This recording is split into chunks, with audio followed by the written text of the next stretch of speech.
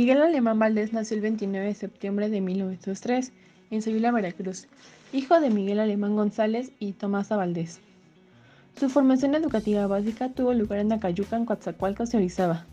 Esto fue consecuencia del levantamiento de armas por parte de su padre en 1910, que obligó a la familia a desplazarse. Así fue hasta 1920 se establecieron en la Ciudad de México, permitiéndole a Miguel Alemán estudiar en la Escuela Nacional Preparatoria. Al concluir esta etapa, en ocasiones acompañaba a su padre en sus distintas campañas militares para después estudiar Derecho en la Escuela Nacional de Jurisprudencia, donde se graduará con una tesis sobre accidentes del trabajo y enfermedades profesionales en 1928 como abogado. Al inicio de su carrera como abogado, se dedicó a representar legalmente a mineros y ferrocarrileros litigando indemnizaciones por riesgo de trabajo. Él mismo en su graduación se convirtió en abogado auxiliar para la Secretaría de Agricultura. En 1929 entró a las filas del Partido Nacional Revolucionario. En 1932 fue diputado suplente por Coatzacoalcos, Veracruz. En 1933 participó en la campaña presidencial de Lázaro Cárdenas en Veracruz. En 1934 fue magistrado del Tribunal Superior de Justicia del Distrito Federal. En 1938 presidió el bloque de gobernadores que brindó apoyo a Lázaro Cárdenas con motivo de la expropiación petrolera.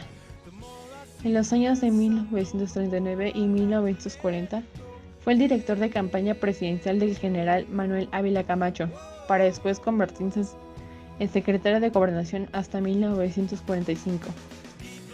Fue nominado como precandidato presidencial por la Conferencia Mexicana de Trabajadores, quien, apoyado por otras organizaciones similares, se convirtió en el candidato a la presidencia de la República por parte del PRM.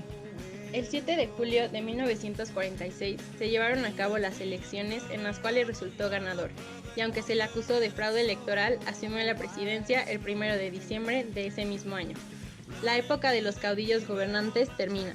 Miguel Alemán fue el primer presidente civil tras la revolución.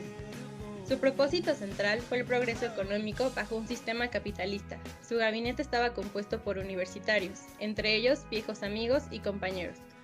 En sus sexenios se construyeron carreteras, entre ellas la México-Cuernavaca, y se extendieron las vías férreas. Edificó presas y otras infraestructuras para alentar la industrialización.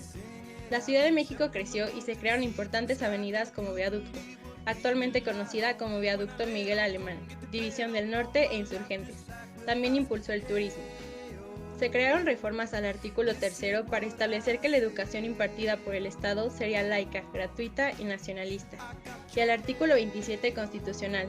Detuvo la reforma agraria y se introdujeron el juicio de amparo y la inafectabilidad para propiedades agrícolas, con lo que al quedar protegida la propiedad privada de cualquier amenaza de expropiación, se trató de atraer al gran capital para crear una agricultura de alto rendimiento.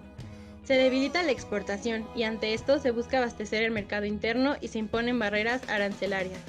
Se eleva la inflación. También se creó Ciudad Universitaria y su inauguración fue en 1952 con una estatua de Miguel Alemán incluida. En 1954 comenzaron las actividades.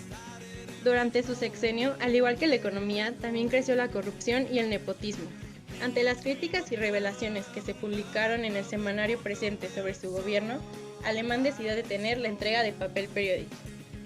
En 1951 nombró como sucesor a su entonces secretario de Gobernación Adolfo Ruiz Cortines. El 30 de noviembre de 1952 termina su sexenio.